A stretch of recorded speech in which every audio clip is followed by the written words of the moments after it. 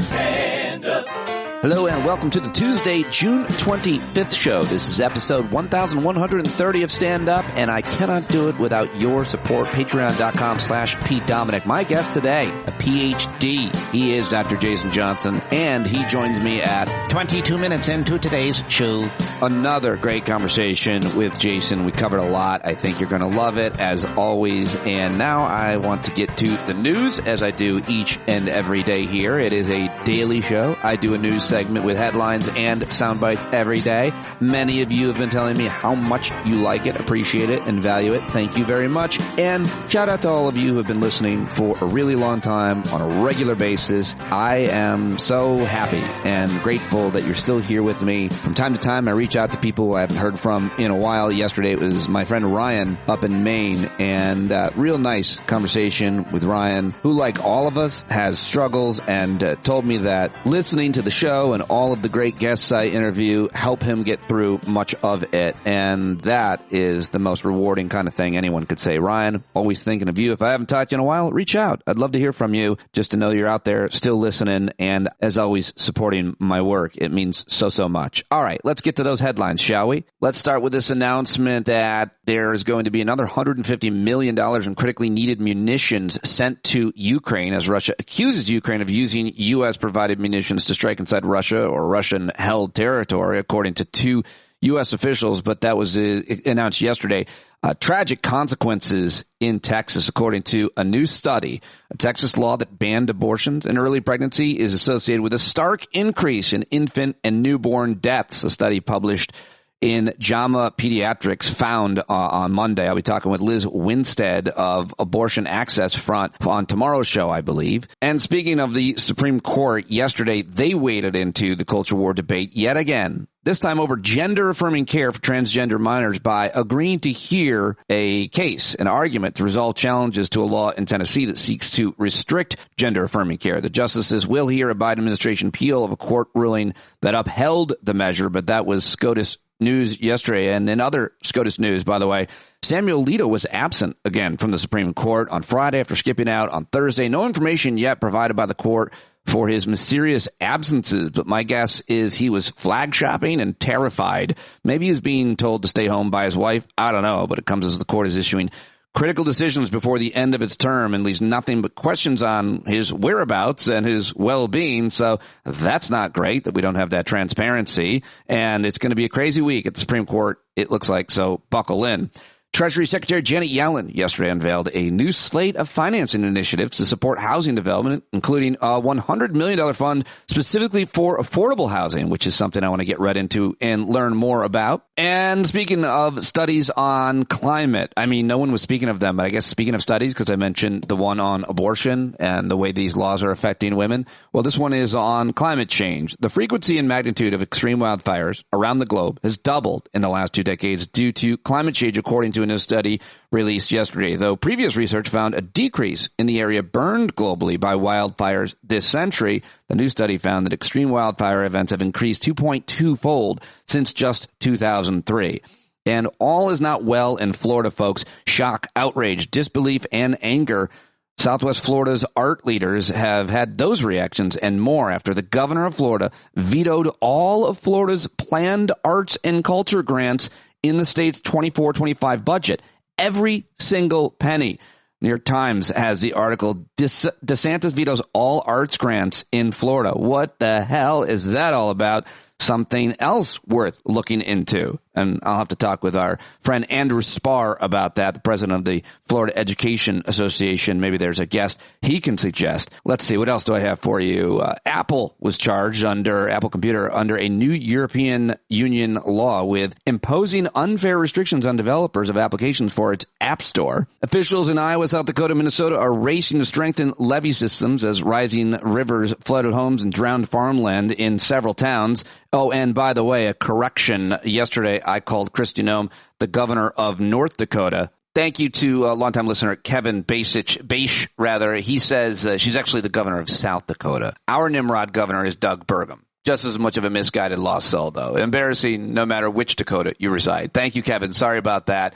Keeping me honest, everybody. Always Want your corrections, whether they be technical or editorial or factual or anything else. If you disagree with something I or a guest said, let me know. standupwithpete@gmail.com. All right, one more headline for you, and that is this. WikiLeaks founder Julian Assange will be released from prison as part of a plea deal with the United States. It was revealed late Monday. The award-winning journalist who spent the past 5 years in London's notorious maximum security prison, Belmarsh, will plead guilty to violating the Espionage Act, according to court documents, and will not spend any time in prison in the U.S. Assange, an Australian citizen who has never lived in the United States, will appear in court in the Northern Mariana Islands, a U.S. territory, and is expected to return to Australia following his release from prison. So that is a pretty big story as well.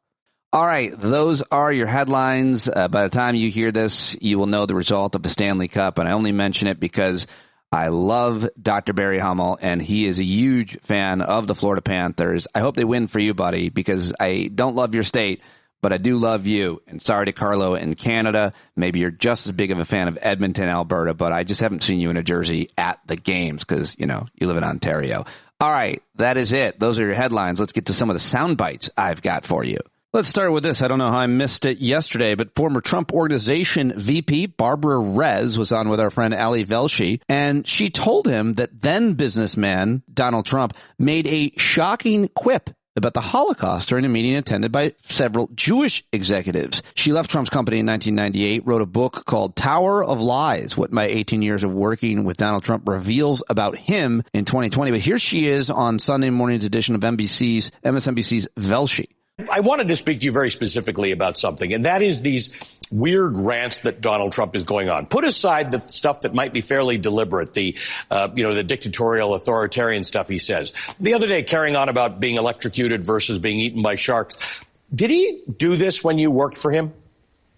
A little bit. But he was a little saner then, to be honest with you. But yeah, he would make ridiculous remarks. The thing about Hannibal Lecter, it was not like he was praising him so much as he was joking about him. Like it was funny that Hannibal Lecter ate people. And it reminds me of a time when we had just hired a residential manager, a German guy, and Donald was bragging among us, to us executives, 3 or 4 of us, how great the guy was. And he was a real German, and he was so neat and clean.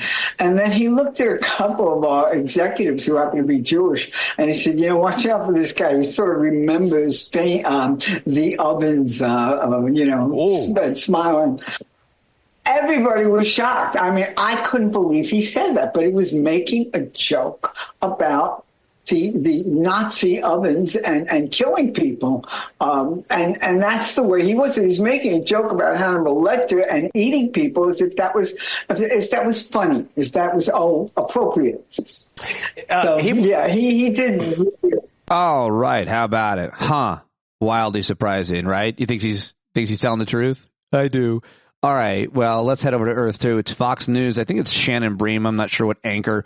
Does it really even matter? But she was talking with Laura Trump, who she asked, how would the disgraced former president, her father-in-law, handle the questions about abortion, seeing as that he overturned Roe v. Wade. The justices, he has pointed, it's been 1 year since then, and here is that. Today, it's the anniversary when the Supreme Court made that historic decision to overturn Roe v. Wade. That was actually 2 years ago today. So this is a big issue for a lot of women around the country, abortion. How will he handle that on Thursday? Well, look, Donald Trump obviously nominated 3 Supreme Court justices to the bench who made the right decision and actually sent Roe v. Wade out and said, listen, this is up to the states. It shouldn't be up to a small group of people in Washington, D.C. The most democratic thing now has happened. And I think that's what Donald Trump has continued to say. It goes back to the states. So every respective state gives we the people the opportunity to opine on such a major decision such as this. I think you're going to hear that from Donald Trump. It's what he has continued to say. And if we're being honest, this is just about the only thing the Democrats think they can run on this election cycle. I think Donald Trump will have a great response for it. And I think that they're going to have to come up with better things to talk about, like how they're going to make people's lives better in this country, which we know Donald Trump can do. Joe Biden has failed to do. He's taken things in the wrong direction. So they're going to have to come up with a little more than that. Yeah, well, we'll see about that. Let's let Donald Trump take credit for overturning Roe v. Wade on Thursday night. I think that'll be great. All right, let's head over to CNN, where Caitlin Collins talked with the former governor of North Dakota, Doug Burnham. And, well, this is pretty interesting, twisting himself in knots. Ask you about something that you've been saying repeatedly about President Biden. Take a listen to this. Talk about, being a dictatorship. This is what's happening under Biden. Under Joe Biden, we're actually living under a dictatorship today. If you want to find out what it's like to live in a dictatorship, we're living in one now. So we know what it's like under dictatorship, and that dictatorship right now is Joe Biden. I understand you don't like President Biden's policies on immigration or student loans, but respectfully, I mean, you're calling the democratically elected president a dictator? Well, we've had three branches of government, and this president, more like any other, has bypassed Congress because as a governor of a natural resources state and a big ag state, we're facing over 30 rules and mandates. Each one of those could be 800 pages to 1,400 pages long. None of them have come from Congress, and all of them could literally kill the industries that we have in our state, including baseload electricity, which we need to be competitive in the arms race around AI with China, who's building baseload electricity plants like 2 a month. So that's happening without Congress. And then, of course, on the student loan thing, when the Supreme Court ruled against him, then he just said, hey, we'll figure a different way to do it. So I just think that there's, again, a double standard here. He is bypassing the other two branches of government to push an ideological view, whether it's on economics or whether it's on climate extremism. He's doing that without using the other branches. And you don't like his executive orders and you don't like his policies. I understand that. I don't think anyone expects the Republican governor to agree with President Biden on that. But it's not a dictatorship. Well, I think, again, part of where this word has come from has been a nonstop media attack on President Trump, saying that he might use executive orders when he takes office. And was trying to make the point here that under this current administration, most of the changes that are driving inflation in our country, the stuff he's not doing on the border, which he could be doing with executive orders. I mean, the open borders and the inflation are things that he's doing by himself alone, ignoring the other branches of government. Well, I counted. Trump signed 220 executive orders when he was in office. President Biden so far has only signed 139, the same, time span. And on executive action on immigration, it was Speaker Mike Johnson who was calling on President Biden to take executive action, saying it wasn't Congress's responsibility, it was his. But let me move on because I used to not love Caitlin Collins, but I think she does a pretty damn good job at fact-checking these people. So there you go. I thought that was good. I wanted to share that with you. Now, here's Alexandria Ocasio-Cortez campaigning for Biden and Harris, and there's some music behind this, but this is 2 minutes. She's talking about abortion and more, and I thought I'd share it with you. All right, here we go. This week marks the 2-year anniversary of the catastrophic Dobbs decision. 2 years since 6 conservative justices toppled Roe v. Wade, since our right to choose was taken from us, and pregnant women and people across the country have had their lives at risk.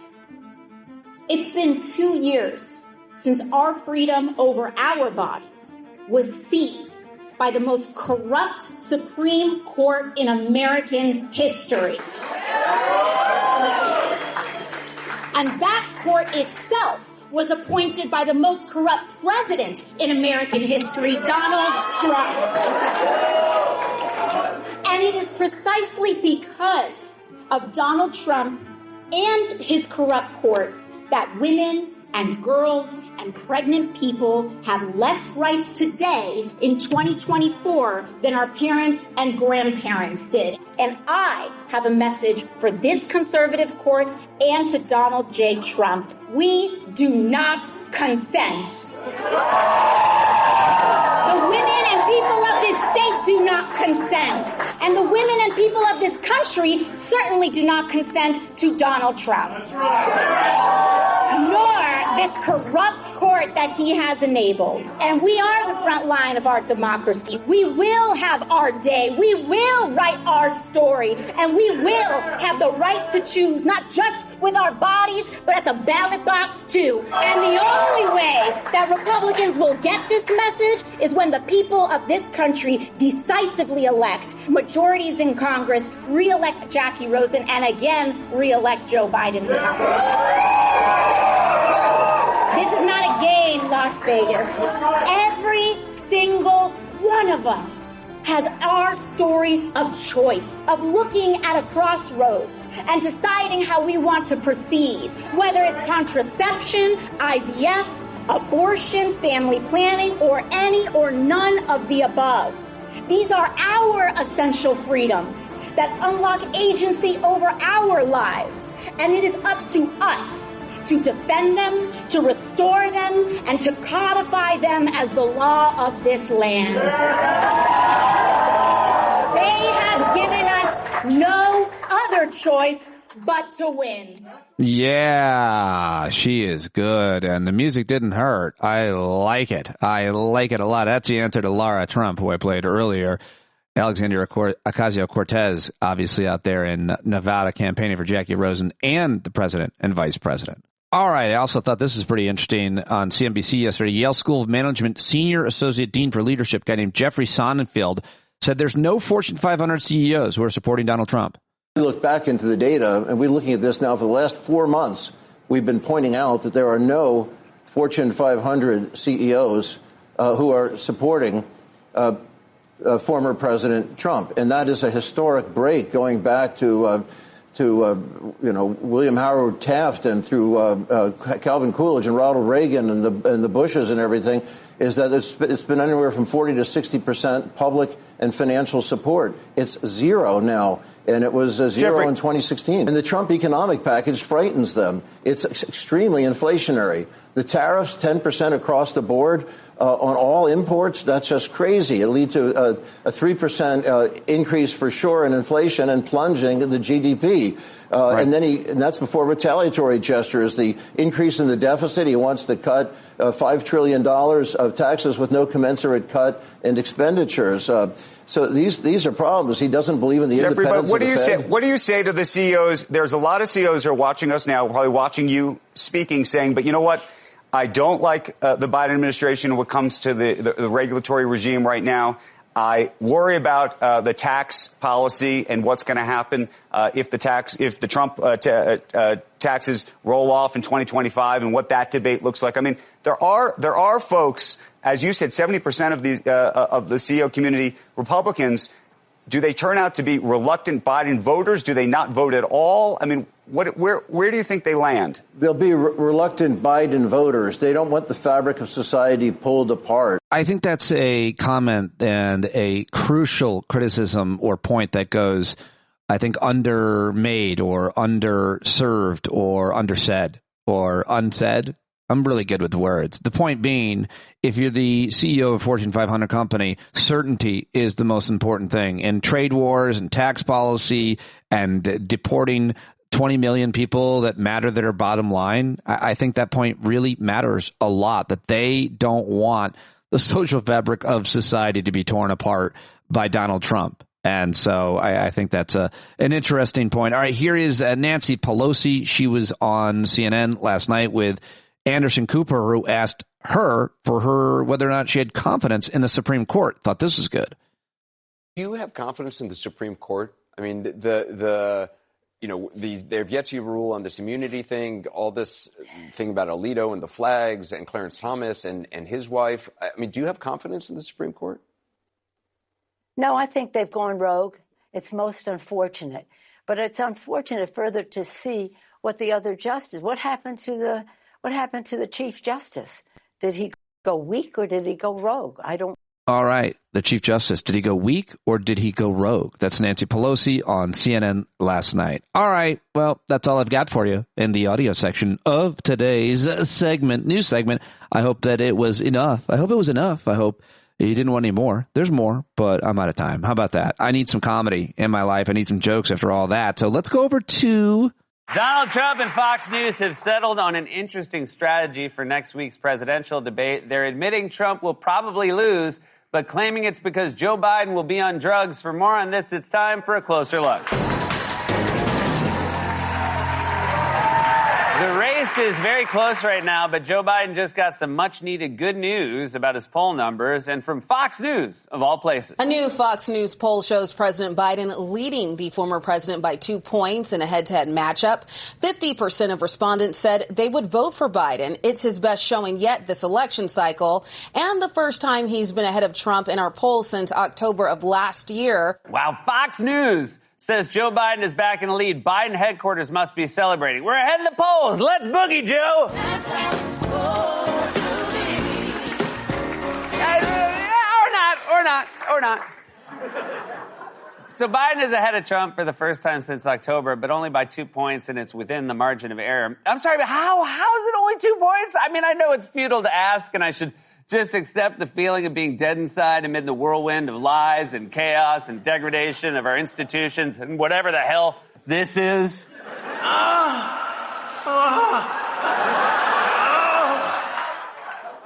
See, how's it only 2 points?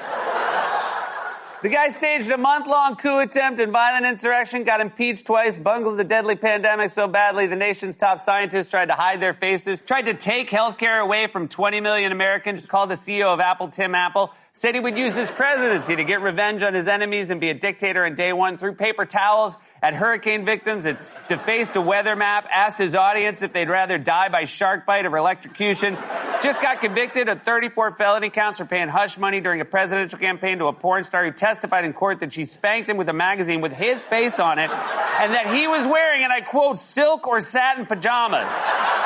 All else aside, he should be losing because he's a huge dork. Silk pajamas? Who are you, Lauren Bacall? Silk pajamas are what a 17-year-old wears to an after-prom party at a lake house thinking he's about to get laid. Hello, ladies. Anyone need a handkerchief from my breast pocket? Yes, it's paper, and yes, it has Spider-Man on it.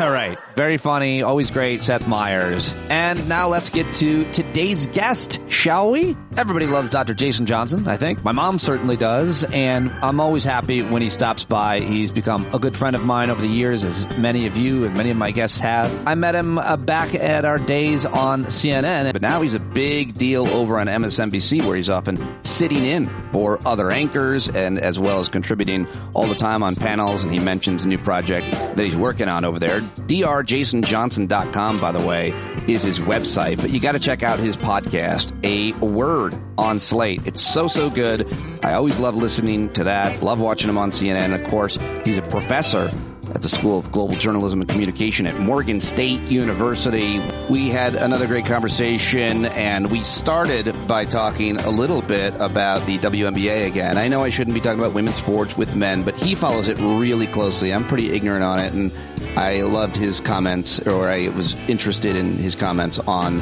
Caitlin Clark and Angel Reese and the racial over or undertones, depending on how you look at it, that are happening right now in the WNBA. Of course, we talked about politics. We talked about the debate. We talked about dads, because he had a really good episode on his podcast about black fathers, and more. But we started almost right when he jumped into the video link that I sent for him, and he was singing the Mighty Mouse song, and I just kept it in there because I thought it was really funny what he said. Here we go, right now. Jason Johnson. Here we go. Because Mighty Mouse is on his way. I don't remember the song. What color? What was his race? Mighty Mouse was biracial. You could tell because he had the black ears and the white face. So it's a biracial mouse. You didn't know that? It was a very incredibly multicultural cartoon experience. It was to teach children how different groups of people could get along, even though the cartoon came out in the 40s. My connection says it's unstable. You went away for a second. You froze like at the end of an 80s sitcom. Like I was cracking a joke and things just kind of froze. We were all saying, Pete, and then you fell over a couch or something. I guess that's the 70s. Isn't that Dick Van Dyke? Yeah. Anyway. It might have been 80s. It could have been. But I get exactly what you're talking about, and I hope that it doesn't happen again. I was going through your Twitter timeline, and you seem to be pretty interested and obsessed with the WNBA. Oh, of course. Talked about it on your podcast. I feel like your main concern is that there's a great white female player and it bothers you. We have to stop that, Pete. It's very important as a collective society that racist people. So, funny thing about this, shout out to Michael Holley and Michael Smith. After 3 years, the sports and pop culture show I used to appear on called Brother from Another Mother that ran on Peacock just ended last week. I love being on the show. Shout out to Natalie, shout out to Gary, all the people who put it together. And one of the fun things about the show is, one, it platformed a lot of different kinds of voices to talk about sports. But two, for a long time, they had a Ladies First Fridays. So they would have a roundtable of Black women just talking about sports every Friday for the last year. And it was great. It was great. Like, you heard all sorts of sports that when you heard perspectives on sports that we weren't hearing about. And you heard a lot about the WNBA, and you heard a lot about international women's basketball and everything else like that. So I say that because, and I'm sure we'll get into some of the other larger pop culture things with it. It's like this whole thing with the WNBA has been a fascinating example in what happens when the larger society starts paying attention to a niche hobby or sport or genre, and all of a sudden starts trying to attach all their other stuff to it. The closest version of this I can think of is what we saw from 2008 to maybe 2015 or so, when all of a sudden the national press started paying attention to comic books. Like, we've always had Batman movies and we've always had Superman movies. But once the Marvel and MCU became a thing, suddenly some guy at the LA Times who's never given a crap about comics before said, you know what, actually, Captain America represents that. No. I've been reading comics since I was 9. That's not what Captain America is about. But I get it. That's your hot take. Or Batman. It started happening with Batman. So, Batman is actually super duper conservative. No, he's not. Anybody who reads Batman knows that Bruce Wayne's not a conservative neither, whatever. But you had the collective society suddenly try to glom on to what had been a niche thing. And that's what we're seeing with the WNBA. It's been fascinating. It's been a lot of wrongs. It's been a lot of people showing themselves to be stupid. The rising tide lifts all boats, and it's probably helping the league. Can I just say this on behalf of Caitlin Clark? And I paid very little attention to it. She seems like she knows how to navigate this. Like, she knows the racial component, it would seem. She seems to be doing it okay, but I haven't paid close attention. Am I missing something? Do you want to? It depends. It must be hard to be her and thrust into this issue. She just wanted to be a great basketball player. It's true of a lot of athletes, but then all of a sudden they become a cultural icon and they need to know what to say or when to say. She seems to try to just keep her head down, but I don't know. Yes and no, right? Because it's not just about Caitlin Clark. It's also about Angel Reese, because all this stuff goes back to the national championship where Caitlin Clark was a super duper star. They go up against LSU. Angel Reese, who first came out of Maryland and then was at LSU, was the big star of the LSU team. And not only did they end up beating Caitlin Clark and Iowa State in the women's NCAA championship that would have been in 2023, but Caitlin Clark used to do, for those who don't know, she used to do the "You Can't See Me" thing by John Cena. That was her sort of catch thing after she would make some great shot. And when the game seemed out of hand and Angel Reese and LSU was going to win, she did the same hand symbol back to Caitlin Clark. That's where it really started. That's where you had the racist Clay Travises and Outkick Sports. And that's where you had people who heretofore, some of whom I actually respected, just going out of control and attacking Angel Reese and calling her. Do you remember Don Imus? Of course. Yeah.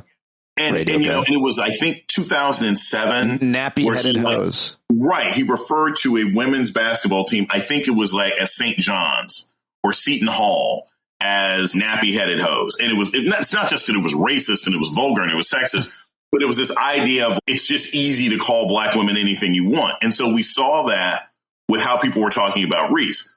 So as far as Clark goes, I don't know that she's done a good job or a bad job. I think she's 22.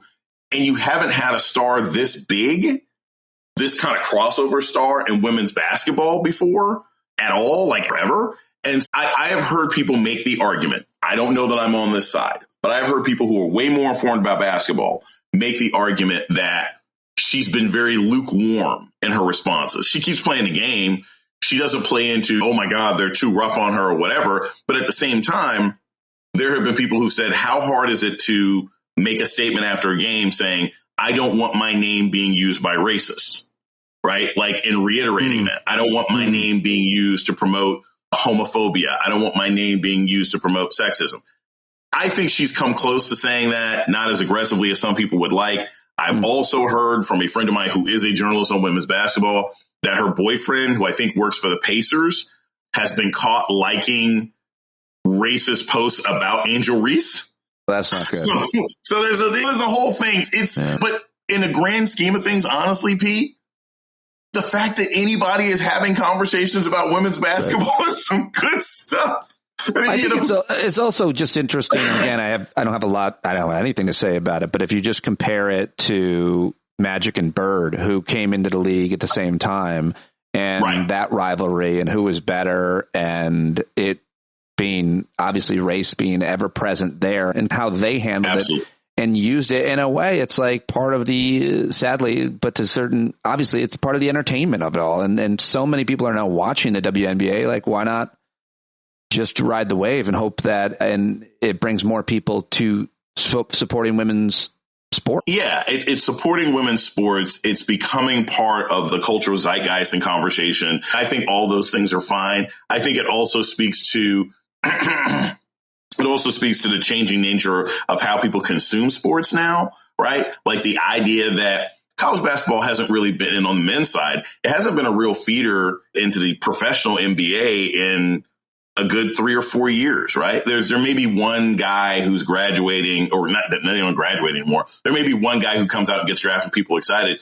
But for the most part, a lot of the biggest players over the last 5 to 7 years have been people who weren't born in the United States. Have been people who played in some other league and got drafted over here. Look, basketball and jazz are some of the few things that Americans have invented culturally that are like international. It's nice that we're talking about basketball again domestically.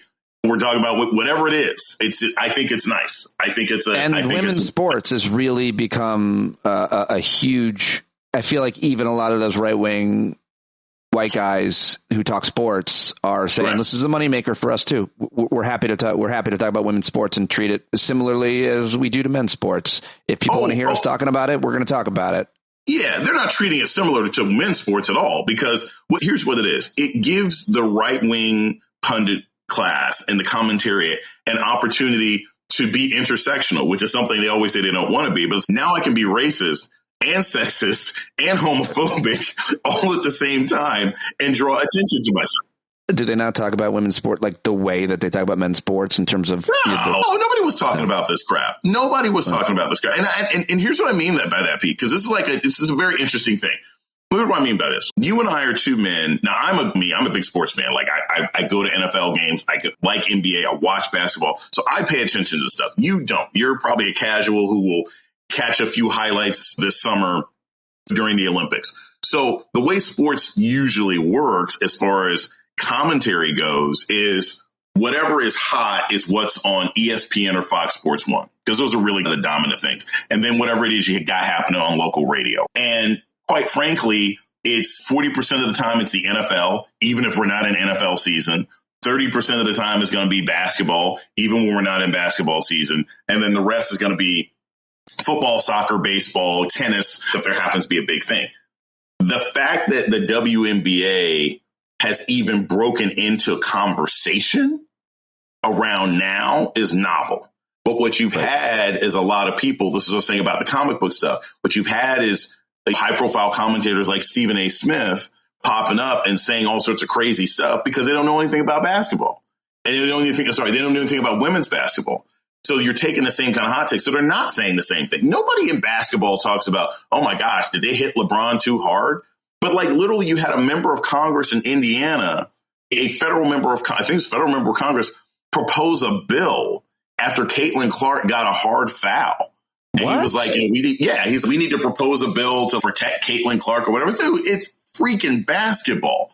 Luka gets knocked on his butt all the time. Joker gets knocked on his butt all the time. LeBron, Steph Curry ain't a big guy relative to other players. Nobody in the California state legislature is, we need to pass a protect Steph bill. So a lot of it is weird. Congressman Jim Banks sent the letter to the NBA on Tuesday and specifically referenced incidents. Here's the headline. WNBA must curb excessive physical play against Caitlin Clark, Indiana congressman. Wow. Yeah. That is. Yeah. Okay. Let me switch gears and ask about a different subject because your great podcast, you had a great episode on Father's Day titled Daddy Lessons. And you brought in a really interesting guy who I want to talk to named Sean Williams, who's got this organization and initiative, the founder of Dad Gang. It's an organization that uplifts and supports Black and other marginalized fathers. So tell me a little bit about this conversation. Everybody should go listen to it, but why did you want to have this conversation? Who is this guy? What did you learn? You're not a father. I am not. Last time I checked, at least nobody can prove it. We want to do a Father's Day show, and I'll start with this. Shout out to a friend and colleague of mine who made the connection. I wanted to talk about what fatherhood is like and like the processes behind it. Like, how do you do this stuff? How do you get support for being a dad?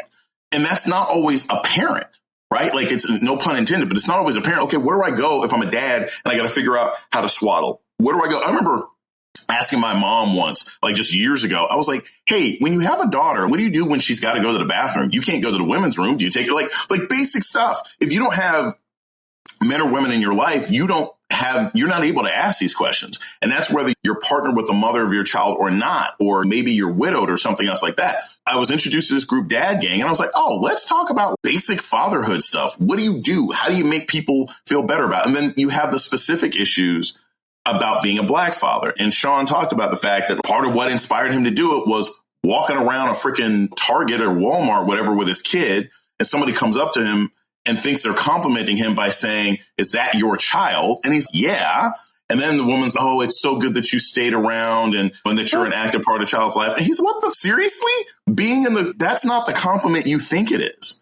So he starts this organization to support other fathers. And he did this whole thing. They do the daddy stroll where it's just 100 guys, strollers, go for a walk on a Sunday, talk, rap, laugh. Now they have this initiative with Lego, but it was a really good conversation. And I'll also say this, Pete, this is the thing that really struck out. You've got older daughters, right? Because you have one who's heading off to college and one who's like a junior, senior, right? That's right. My older daughter is going to be a second year college. She's So I asked him like from the beginning, because this is one other thing about fatherhood that I've been noticing with Gen X. I have friends like you.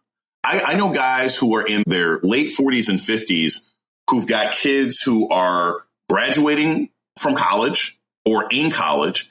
And I know guys who are 49 years old who have 2-year-olds. Me right? too. I'm sorry? Me too, yeah. Yeah. So the fatherhood range is so wildly different, right? For our generation. I see it in my students. Again, I have students who've got dads who are in their 70s, and I've got students who've got dads who are 38.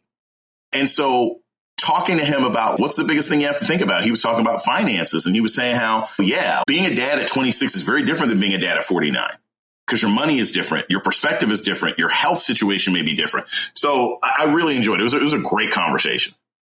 Everybody should go listen to it and subscribe to Jason's podcast, which is so good. I could talk about each episode for my whole conversation with you, but I want to ask you obviously about some political stuff. This week we've got the debates. What will you be doing? What have you been up to? Have you been busy with MSNBC? Are you going to be doing anything for the debates this week?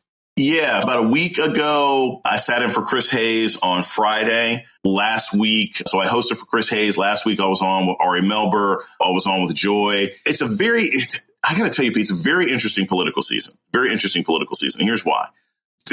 I'm working on a big story series with the network right now that I'll be able to announce probably in a couple weeks. We've been doing a very cool thing behind the scenes. I'm really excited about it. It's something that nobody else is really talking about. So that's what I've been doing. I've been in the lab with a pen and a pad. I'm working on a little project at the network. Cool. The other thing is, it's not just the election, right? It's not just this debate. I've been talking about this for a while. We are at the halfway mark for democracy. Okay. In the last 2 months, dude, we've had presidential elections in India, South Africa, Mexico, and in the next 2 weeks, we're going to have elections in England and France. And in almost all of these countries, Democratic or pro-democratic forces haven't necessarily done that great, right? Like the ANC in South Africa has been running things almost since the end of apartheid. They got weakened. They're still in power. Modi's party doesn't have the majority for the first time in 10 years, but like he's still in power. Mexico, you basically had the leading party put somebody else back in who's going to continue to degenerate democracy. You have the rise of the right wing in France right now. That's why they called a snap election. So there are global elections right now that we should be paying attention to. And we're in like the fourth quarter of global democracy right now. We're down 10 points. Like it ain't looking too good. So as far as Thursday goes, I don't know where I'll be yet. I don't know exactly what time I'm going to be on for coverage. I don't know if it's going to be pre or post coverage, but I'll say this. I feel like there's a reason that the debate is so early. And it's because all Joe Biden wants to do is remind people, hey, yes, I'm old, but I'm competent and I know how to do the job. And Donald Trump basically just wants an excuse to be on the air. That's it. Like, I don't think anyone's vote is going to be changed by what happens on Thursday's debate. That's why they're having it so freaking early, because they know they got to do them. They just want to get it out of the way. That's how I look at it.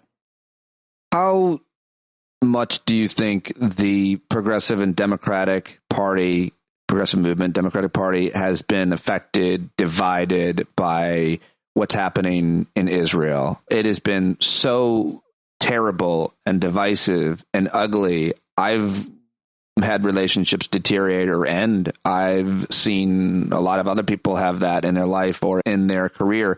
How do you see what it has done? I also see a lot of stuff between black folks who I respect, black and brown folks who I respect, and Jewish folks. What's gone on with Mehdi Hassan, what's going on with my friend Wajahat Ali. There's a lot of really ugly stuff, and I wonder how you see it, what the outcome is it right now. Obviously, I'm sure you think it's bad, it's ugly, and I wonder how much it affects the election and all the other really important issues that progressives and Democrats care about. So I'm gonna look at it from a numbers standpoint, a pure numbers and campaign strategy standpoint.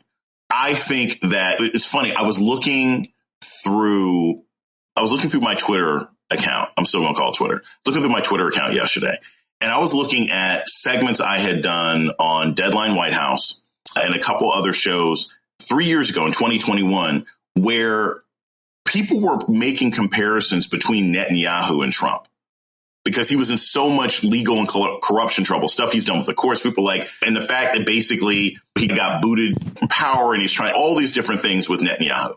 Yeah. So I think it's important to consider that he specifically as a political leader is not acting as an ally of the United States. He is acting as someone who is absolutely zeroed in and focused on maintaining his position of power. That is an indisputable fact. You don't have to make any sort of moral equivalencies. He's not a guy who's in a particularly strong position, and he wants to stay in power. And so he's going to do whatever he needs to do to stay in power. Our president should have a similar attitude, which is, I need to take whatever position is going to be necessary for me to get reelected. Yes, the morals and values matter, but ultimately you cannot allow yourself to be undermined rhetorically or internationally or policy wise by someone who obviously is going to put their political future ahead of whatever happens to you. Does that make sense? Sure. Yeah. So at a basic level, I think Joe Biden has made a mistake in not effectively addressing the strong feelings that many people have about the conflict. Dude, you don't have to say that any side is right and wrong. There are people who are happy with how Israel is prosecuting the war. There are people who are unhappy with how Israel is prosecuting the war. There are people who have all sorts of terms that they use to discuss it one way or another. But your job as president of the United States who's trying to get reelected is finding the words, the rhetoric, and the policies to keep your coalition together. And I don't think he's done a good job of that. And part of how you do it, quite frankly, is sitting down with both sides and saying, look, I hear you. And then sitting down and saying publicly, this is the stance that this country has. And we're making a distinction between the personal political motivations of the leader of that country as opposed to the national security interest and the human rights interest. And that's the mistake that I think often people make. It's a hard needle to thread, but still, harder to do what you just said. But I think it's fair. Get so many different interest groups and voters who he wants to please in different states. I think they probably calculate so much that they're thinking, what do the voters in these states think about this policy and this rhetoric? Don't you think so much of it is what the people in Wisconsin and Michigan and Pennsylvania, less so maybe? But here's the other thing, Pete. It's like people feel very strongly about this, very strongly. It's serious human rights concerns, serious concerns about national security. People feel very strongly about it. But I ain't seen a lot of polling that says that's going to be determinative of how anybody votes. Now, of course, it's a state by state battle, right? This is what I talk about, the difference between national press and people that know, right? Going back to our conversation about the WNBA, you got national people who are like, oh, I want to do a hot take because it's women and it's racism, it's sexism, whatever else it is. And then you got people who actually study the issue and they're like, hey, this isn't really what's going on, right? You have the same thing happening when it comes to Americans' perceptions of the conflict, because what you have is you have some people who are looking at the actual polling and saying, hey, people are concerned about this, especially young people are concerned about this, but it's still not higher than they're concerned about college loans. It's still not higher than they're concerned about the economy. It's still not higher than they're concerned about healthcare. It's definitely not higher than they're concerned about abortion. But we had almost a 2-month of daily news coverage of campus protests as if that was happening all over the country and America was going to be torn apart. And I'm like, look, I was on a college campus. I have a lot of friends who are on college campuses. It was being covered as if it's the freaking Jay-Z, Kanye, No Church in a While video. That's not what was happening. You had college kids protesting, right? You had some counter protesting. You had some campuses where the police got involved, and we can argue as to whether that was a good idea or not. I think in most instances it probably was not. It probably exacerbated the situation. But you cannot say, because those were high-profile instances, that's necessarily indicative of how everybody feels. And that's the important thing about going back into the campaign in general, Pete. It's I can tell you I care about something. That don't mean that's what's going to make me vote. I care about climate change. Is that why I'm voting this fall? No. I can tell you I care about the importance of, I don't know, healthcare access. That may be my driving reason. But it ain't going to be as immediate to me as abortion. So that's my thing. I think, and I think some of the rhetorical violence, I think some of the sort of professional backlash that people have received, I find that deeply concerning. I think the idea that I don't really care which side you're on in this particular situation. I think it's fair for everybody to be heard. And I've never been a fan of denying students or young people the opportunity to work because of certain political positions that they take. And I say this to somebody who there's a lot of political positions that I don't like, but saying I'm not going to hire you because I don't like this stance or I don't like that stance. Yep. I don't know about that. Finally, I want to ask you about the issue that a lot of people are talking about, that a lot of black and brown folks, apparently, some people think are rethinking or considering voting for Donald Trump. I talked to Congresswoman Jasmine Crockett the other day. I've talked to our friend Chrissy Greer about it. I've read about it. And what I hear a lot of people saying is, I don't know any black and brown folks, none of the people in my life, but I don't know. She said something about this rapper or that. I think it was 50 Cent said something offhand. And then there's the narrative. He don't vote. Dude, this is the thing. And Chrissy and I talk about this, right? And I've had Jasmine Crockett on, I think when I was hosting for Joy, I talked to Congresswoman Crockett. Here's the thing. It is the same narrative.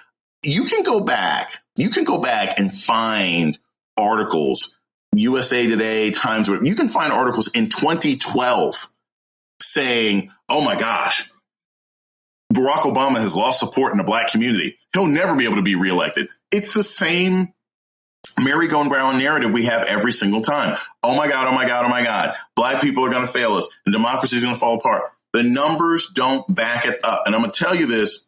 I was just saying this last week. I was on with Joy. You remember those, they used to have these old commercials, it's like 10, 12 years ago, where it's like, you wouldn't go to a fried chicken place for hamburgers, would you? You wouldn't go to a Chinese food restaurant for pizza, would you? You wouldn't, right? I'm not going to go to Golden Dragon, whatever, Chinese to get pizza. It's the same sort of thing with polling. You'll have these polling companies that will say, we did a polling of black people. And if you look at the action, and they're like, and 27% are saying Donald Trump's my homeboy. And then you look in the data and they've interviewed like 100 black people across 3 swing states. That's the kind of data that you're seeing. And so I say this to say, if it is not a poll of black people done by the NAACP, done by the Grio, done by Cornell Belcher, done by Hit Strategies, if it is not an agency that specifies in polling black people, and I say the same thing with young people, Harvard does their annual youth vote thing. If it ain't specifically trained towards that group of people, then it's probably not a reliable poll. I can make more money. Pete, if I want to be a pollster, right? Here's how you make money. You have people, first off, you have people who hire you to poll for them, right? But the second thing that you do is you have a poll that's an outlier, because then it's on the news. If I show you a poll that says Joe Biden is beating Trump amongst black voters by 63, nobody on CNN is covering that because it's the default. But if I show you a poll where Donald Trump is leading Joe Biden amongst black people by 37 points, I dominate the news cycle for 3 days. And that's great advertising. And it's true of pretty much everything else, too, to get ratings and to get attention, to make money. Yeah, those things float to the top very quickly, and then everybody starts talking about them, and then everybody just starts copying each other and ripping each other off. The next thing you know, Joe Biden doesn't know what room he's in because every video has been edited. I just see everybody doing it now. It's just like, all right. And it's so silly because I don't think anyone can, no one in good faith can make the argument that Joe Biden is not mentally competent. And just very, very carefully. First off, none of us are neuroscientists, right? Ronnie Jackson, the former White House doctor, diagnosed him on Fox News the other night. Yeah, of course. But here's the thing. He is old, but so's Trump. Like both of these guys are really old. And look, and if we were making a decision between Wes Moore, governor of Maryland, and Mike Pence, it'd be a different conversation. But both of these men are old. So the question is not, oh, God, who's old? We're not picking a warrior king. OK, it's not as if the president of the United States will don a metal cape and lead us into war against the aliens of the Visigoths. We're just looking for a guy to manage the freaking country until he can't manage the country no more. And so I just think the age thing is a bunch of bunk. I think it's a real concern because he does appear to be slowing down. But I think it is an entirely different conversation to say the country is being run. The country is being run. It doesn't seem like things are falling apart at the seams. People are getting access to their medicines and tools. So there you go. I like his team. I'm going to vote for the guy whose team I like. They're both old. They could both go at any moment. They could both lose their cognitive abilities at any moment. I'm going to vote for the guy who is not going to deport 20 million people. I'm going to vote for the guy whose entire policy plan for 2025 is to replace 30% of the federal government with personal loyalists. Like, seriously, I don't see how that's a good. And can I just say that I know we're in a room, but I have to say this about this Project 2025 thing, which I think is slightly getting more attention, whatever it is. I need people to understand how crazy it is, just purely from an economic standpoint, that the Trump administration, that the future Trump administration has said, we're going to fire 50,000 people in federal government, and then rehire people who have pledged personal loyalty, not to the Department of Defense, not to the Environmental Protection Agency, not to the Department of Energy, but to Donald Trump himself. The financial disruption of that alone is insane. And people forget. I just thought you were going to say the financial disruption of deporting millions of people. Every restaurant would shut down. And every restaurant, every university you have to go to, all the offices where there's a 28-year-old woman there who's, damn, like my green card expired, but her boss says, yeah, we're cool. We know the paperwork's going to take you a while. You're going to have to go take her and deport her back to Algeria. Like this is it's all the stuff that they're saying they're going to do is expensive and problematic and stupid. And I will also say this. People forget, not your audience, because you got smart, wonderful people, but people forget all the freaking time that it's like the federal government isn't just defense, and it isn't just the Department of Education. The federal government are the people who get a National Transportation Agency, right? Yeah, FDA, Food and Drug Administration. Yeah, you can't vote for that. It's insanity. It's absolute insanity. I love talking to you, and I've missed it, and I am going to talk to you maybe later today and find out more privately, and I look forward to catching up with you, and always great, man. I really appreciate you. We appreciate you. My mom says hi. Mine does too. Oh, hey, actually, Pete, could you do me a quick favor? Yeah. You haven't shut off yet, have you? Say happy birthday to my mom. Today is the 24th. It is my mother's 70th birthday. She is currently in Egypt on tour celebrating her 70th birthday. If you could say happy birthday to my mom, I will send this clip to her. She'll love it. Oh, Mama Jerry Johnson, you are a legend, and I am so happy to know you and to have talked to you and interviewed you, and we're also grateful for your son. But look at you out there just adventuring around and doing everything that you wanted to do and enjoying. Can I say enjoying your retirement? Yeah. She's on. Literally, she texted me this morning. She's on a tour of the Nile River right now, and we're sending us pictures of her breakfast. She's been in Egypt since last Thursday. That is so great to hear. This made me so happy. Happy birthday, Mama Jerry Johnson. Awesome. Thanks so much, man. We'll talk later tonight. All right, there he goes, Dr. Jason Johnson. Go say hi to him on Twitter, and you can always listen and should to his podcast, A Word on Slate. So good. We did talk later, and we had a great talk, and it was great catching up with him. What an embarrassing riches of friends that I have in my life. So many of them are you. I cannot thank you enough for your support, your continued support. I can't do it without you. Patreon.com. Go right at patreon.com/Pete Dominick. My mouth is moving too fast. Go write a review on Spotify or iTunes, and thank you so much for listening today, you bumblebees, all the way to the end. I hope you are finding joy, and I hope that you have developed a good chatter, a self-talk to yourself when you're not. That's something that's been helping me when I get concerned about things about the future, especially. I both ruminate on the past and I worry about the future, and now I'm listening to the voice inside my head when I recognize it's happening as a result of just being mindful. And that voice is doing some good work, and I appreciate it. And I highly recommend that you talk to yourself. Pete, stop it. It's nonsense. Stop thinking about that right now. Let's get to work. Whatever it takes. Use your own name. Call yourself dude. Whatever it takes. Have that self-talk. I just wanted to mention that. I was reading Ethan Cross's chatter and thinking about it. It's been effective for me, and just want to throw that out here at the end. I don't know why. Okay, it helps. John Carroll always helps. Take us out, brother.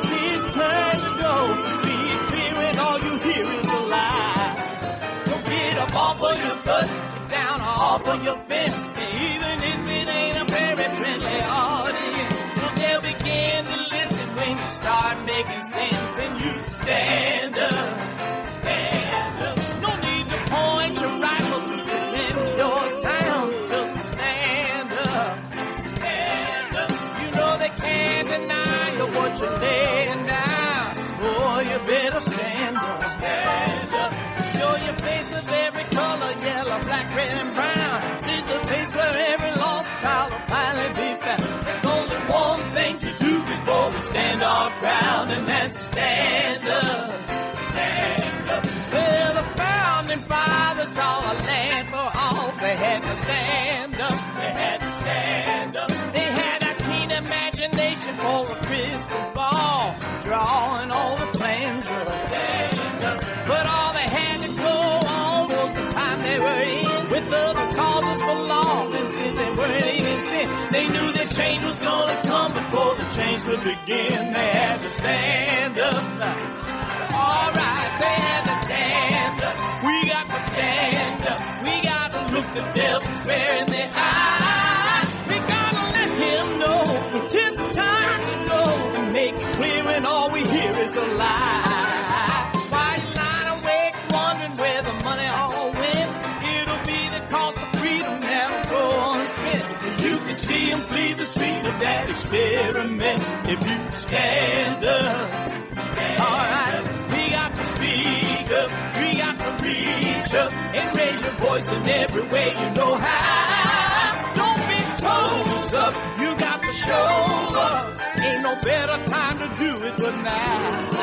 No need to pledge allegiance to no wanton tribe. Rise up, show obedience to the a voice inside. And listen well and it'll tell you not to run and hide. It says stand